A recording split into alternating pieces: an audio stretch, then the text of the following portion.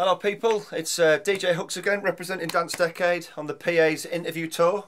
Got to touch that badge, lad. Alright, we're in a proper studio this evening. I've even had to take my shoes off. It's a good style, mate. Alright, so, Nosebart, if you were lucky enough to see our interview with this young gentleman, we did a live Facebook one at the start of our campaign, and we were at Charlotte Richard and we had an absolute riot, and unfortunately there was mechanical or sort of technical errors at someone in Facebook and it got taken down, which is a real shame. I had a really good night with this lad. Bit of a legend. So no further ado, we're in this young gentleman's studio. It is Mr. Ian Bland. How you doing, Hooks? Blandy, nice to see you. All right. So do I congratulate you for your wedding again? So there was too many handshakes and too many weddings. Yeah. Go on, yeah, I can do it again. Yeah, congratulations, mate. Thanks, mate. All nice good. one. All yeah, good. not seen you for a bit. No, it's about been 3 weeks. 3 weeks. Okay, so we're doing the tour. So last week we went and did Luke Neptune, which is good because obviously your boy Luke. I've heard his stuff on Facebook, but I'd never actually spoken to him. Top gentleman. Very knowledgeable. Lovely about his way he got into music and stuff. He's a little bit younger than us, and he looks it. But he was good to say he was looking forward to being with you. So I know the answer to these because we've spoken about them not that long ago. But what influenced you? What was your first main influence into getting into house music? The first influence for me was going to the Park Hall because my brother said to me, he's a couple of years younger than me, so he said to me, yeah, they're playing house music at this thing called house music at the Park Hall. So I was like, house music, right, okay. Went down, and it was still quite a ritzy club, but Phil Meredith was starting to play things like Jack Your Body, all them kind of like early house tracks. Early Chicago house, yeah. I was just like, yeah, this looks good. And I was like, seeing a few guys in chinos. Yes, mate. Yeah, rocking the Rick Astley look, but they were actually like jacking and all this, and I was like, and the lads from Preston were there in the Spats and all that jazz. The Spats crew, the jazz dancing was very influential. Big up Earl Linton and Carl Smith, who later went on to dance for us and that. And yeah, I was just hooked. And then every Thursday it was Park Hall, and for quite a long time it was still, 50% ritzy, Shazza and Traces, and 50%. He played total underground house, so that was my first kind of. I listened to Stu Allen as well. Stu in like a pirate radio at the time, wouldn't it have been? I couldn't get. It wasn't any of this. Just flick it on and instant dance music. You had to fine and twist and stand you with your arm out your window. Yeah, of course, yeah. Waking up, setting your bloody tape at 12 o'clock and going to work next day. I hope it's tape. It was an effort, wasn't it? Yeah. So going back to that, it was two questions answered at once. So your first main influence to get into house music was your brother. He said, listen to this house music. And then your Mecca, as much as your next question, really. So what's the Mecca? Everyone has a club that they used to go to. For me, it was the Hacienda, and then Hackett's and places like that, and Sequins, and also Set End in Blackburn. But then our area where we're from, it was the Carlton. So for you, it was Park Hall. That was your Mecca. I'd say we all have one. And you said you used to go to the Hack as well back in the day. That was one of your sort of big early influences of when you were first going out and I was discovering it as a punter rather than a producer, which is what you are now. I was that into it. I remember going to a hot night in '88 on my own. Right, I know it sounds like. But it was a big thing. He was on my own, driving to Manchester in my little frigging Marina Estate shit car. Because I was buying keyboards, and just going there, no drugs, danced all night on the stage, acid house, work next day 6:30. The whole vibe was incredible, wasn't it? Yeah, it really changed. Because there wasn't, no one had a Game Boy, no one had anything else. You were into football. You were, or you were into music. That's what we did as teenagers. Okay, so and then you got into producing. Okay, so the first, we were very lucky to have this gentleman at the last PAs back in November. And as you can see in the background, we've got all the artists from this one. And Dream Frequency, which is this gentleman's first artistic name.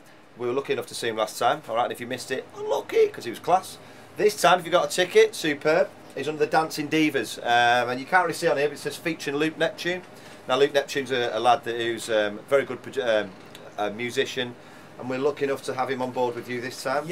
Under the pseudonym of Dancing Divas this time, isn't it? So. So, Luke's, he might bust a few of his own little, covers that he's been doing as well, But so we're just formulating the set. But I'm just going to have him doing loads of stuff. He's a multi-talented guy. He's a very, very talented guy. I'm going to rinse him. Rinse that young man. Okay, so that was that's what this is how we're getting this gentleman this time, because he's doing the Dancing Divas. But back in the day when you first started producing. You'd have started off quite locally, and then you've obviously made a name for yourself. Your studio is trick, mate, I must say. What's the furthest you've played away from home? Excuse me, Mrs. Bland. What's the furthest venue you have played music away from here? We were lucky enough to go to Australia with the Prodigy. Oh, fantastic! You know, it sounds jet set, Prodigy, and it kind of was. You know, Yeah. it was a mental tour, and we played. Any stories? Yeah, we played. Obviously, we played Sydney, Melbourne, Brisbane, Canberra, and Perth. So Perth was the first place we did.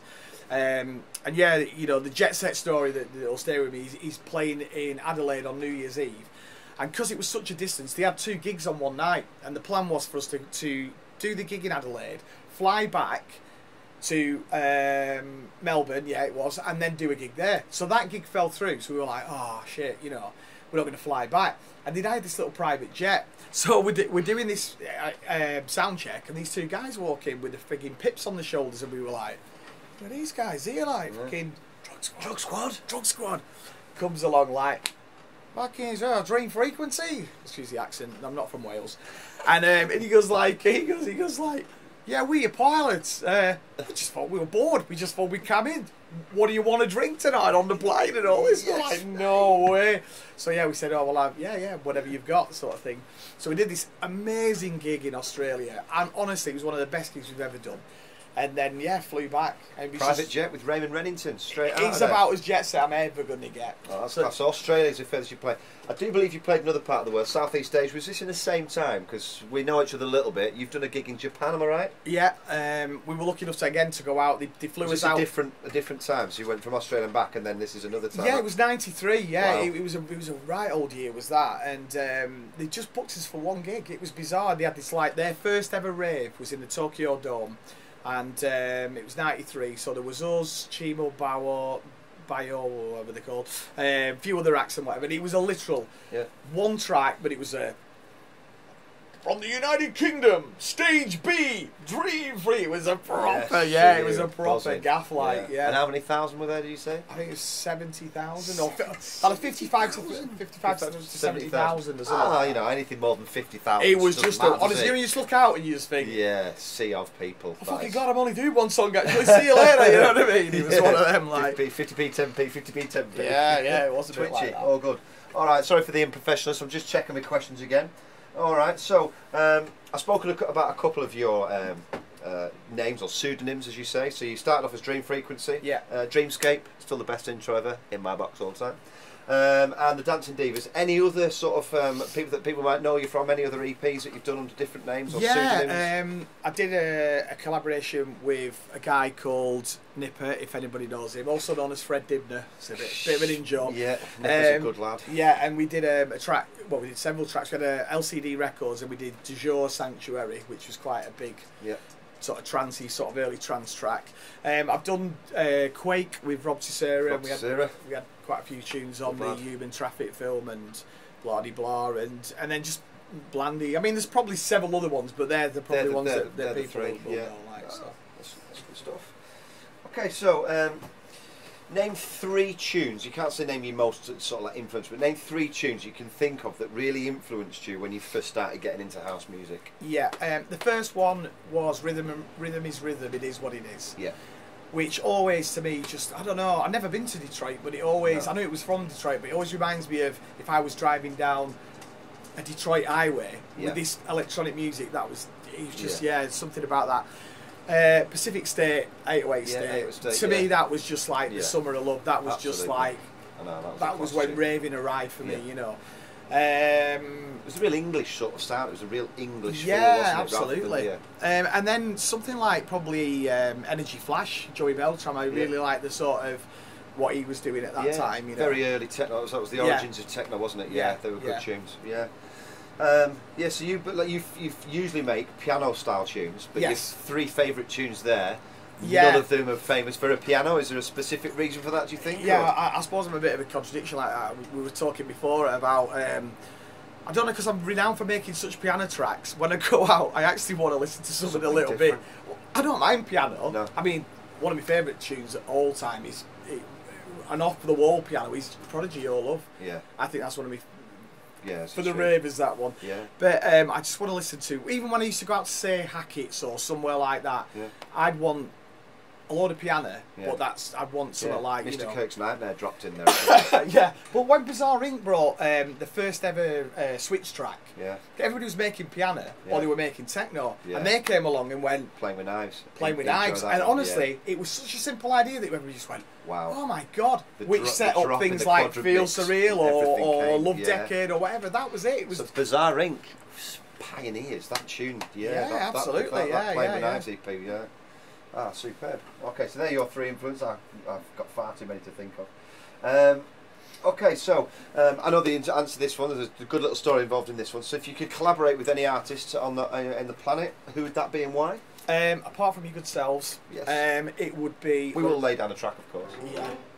Yeah. Laurent Garnier. Yeah. Because we were pretty good friends, sort of early '90s, when Laurent was he'd just come out of playing the Hacienda, and then I did a gig in Leeds at Chaos. Tony Hannon booked us, and Laurent approached us via Tony and said, like, "Oh, do you want to do a PA in Paris?" And we were a bit like, "Yeah, all right then, yeah, sound." And it was literally us driving in a rented Peugeot 405, going into the middle of Paris with a telephone number because there was no mobile phones. No, and just going, Yeah.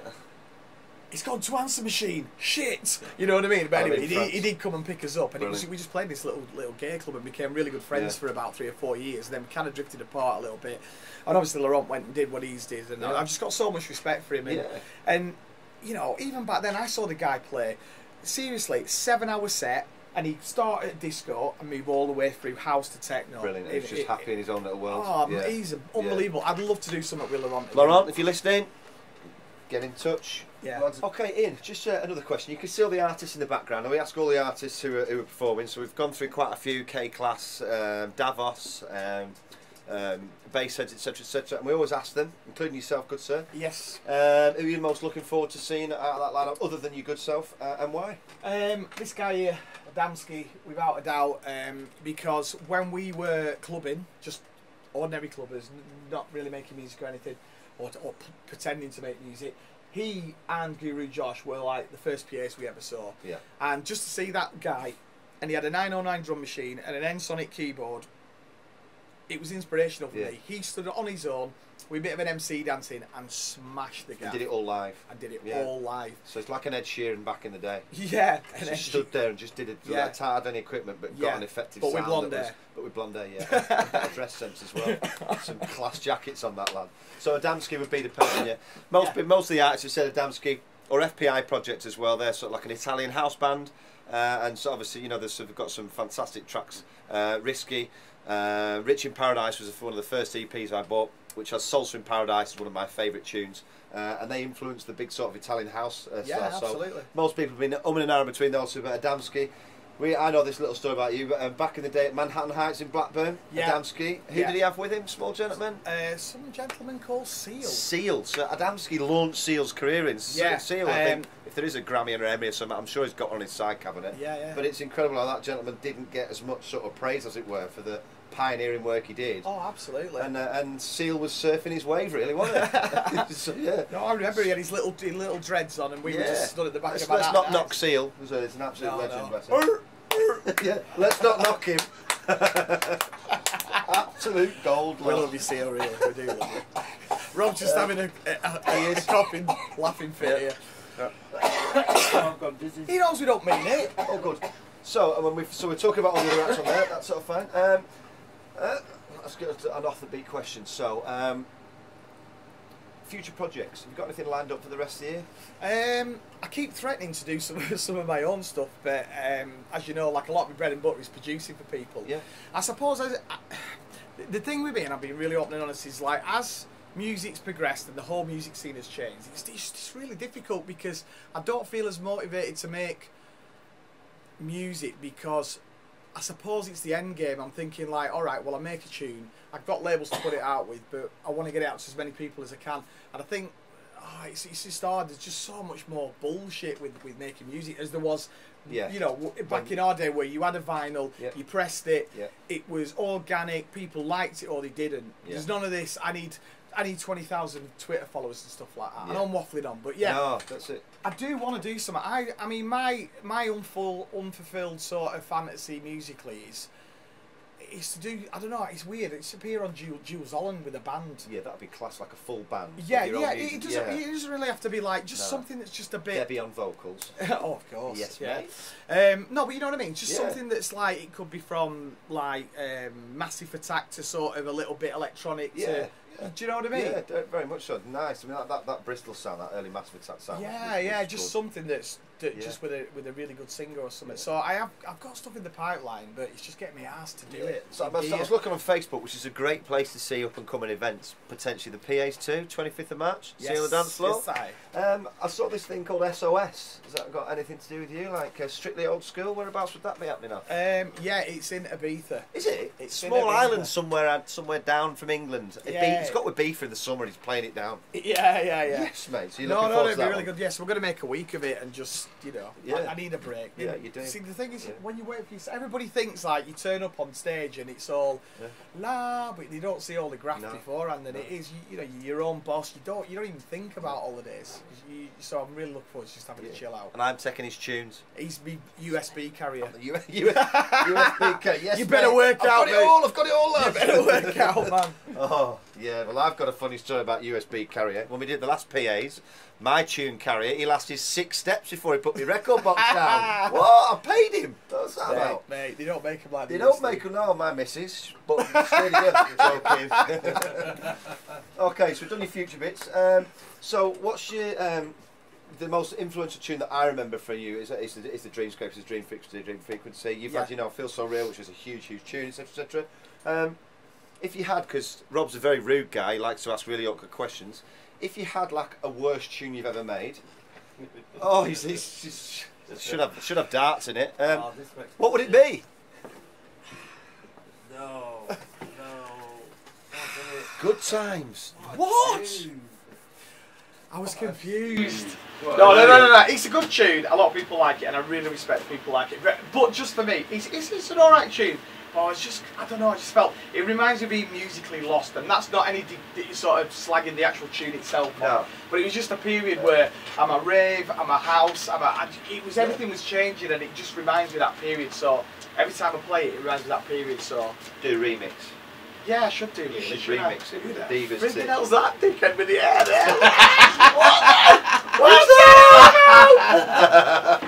What's that all about? So good times. Good times for people that like it, and not good times for this gentleman that made it. Yeah, no, but I made a lot worse records than that. Trust me. Yeah. So we go through this one. Everyone has a guilty pleasure as such. You see people or hear him singing it in the shower. All right. For me, George Michael, Turn a Different Corner. Heartbroken as a 14-year-old. Loved crying into my shower head of those back in the day. Have you got any guilty pleasure? Yes, I have, sir. I'm going to tell you right now. Coronation Street. Without a doubt. The theme tune. Yeah. Love it. And you need to get on Combat Dealers. We fucking Bruce! Bruce Crompton! It's a guilty pleasure. He's like Combat Dealers. He's like a cross between he's on Quest TV, Combat Dealers. He's a big fattish guy, and he's an ex-para, and he goes and buys tanks. He's minted. He's all fucking minted. And he's a cross between fucking Uncle Albert and Del Boy. Honestly, he's brilliant. To the Arabs. Yeah, and he go all over the world. He's like they were buying stuff in Venice, some Italian. Oh mate, it's an escape heaven. So that's 2 guilty pleasures. What about musicals? Do you ever find yourself singing any tunes in the shower that you shouldn't be doing? Do you know what? When I like checking new music out. I always miss it, but I like watching Jules Holland just because. I always see bands, when I'm thinking just like, you know, everybody watches X Factor and you just think, oh fucking hell, what is happening with music? It's all bollocks, I want to slash my wrist, I'm fucking packing it all in. And then you watch something like Jules Holland and there'll be somebody on there you've never heard of. And they are amazing. And they are amazing, it restores me faith. Yeah. So yeah, that would be my other sort of musical guilty pleasure. Oh, there's nothing guilty about Jules. No, I'm Chaz and Dave. Absolutely. Right, well listen, that is our interview over, young man, alright? I say young, I say far too young. Listen, dude, legend as always. Yeah, get yourselves to the PAs. It's just the PAs? Absolutely. Dance Decade, Double D representing. It's the 25th of March at the Guildhall in Preston. You've got 10 DJs, you've got X amount of live acts with all these squiggly lines moving out of the way in a second. Yeah, there you go. Okay, alright. and it's 20 bahts, 20 pounds. You'll find this English money. All right, that's less than £1 an act. Okay. All I can say, right, is I went there and I was lucky enough to perform, and I'm lucky enough to perform this time. But I just spent the whole time just chatting to people Everywhere. and walking around. Yeah. For 20 quid, so many people said, "What was it like? What was it like?" Well, seriously, it was the best night for ages. It was just electric. It was brilliant. That's people from all over the world. Your DJs, all 10 DJs, they're all different ages, different. And you know, we're talking 88 all the way up to sort of like, you know, the mid to late 90s, which is what people are still classed as that sort of like that older school. Everyone has an old school. Yes. My daughter has old school. She's 18. Do you know what I mean? Yeah, so yeah. everyone's new school becomes an old school. But there's 10 different styles of music downstairs as well. It is a unique night. Mr. Rob Denwood and the Dance Decade crew have been working hard to produce another fantastic night for you. That was the other thing. Sorry to interrupt you, but yeah, the production was amazing, and you know, like the actual sound system as well. Yeah, you know, it's a treat. I mean, I won't mention names, but I've been to a lot of other events, and it's Yeah. been, Jesus Christ, your ears ringing. This was just Yeah, it was quality, wasn't it? Yeah. I mean, the very much so. Guildhall's an amazing venue anyway, but it just sounded brilliant, didn't it? Always says this at the end, 20th of March. Yep. See you on the dance floor. See you on the dance floor.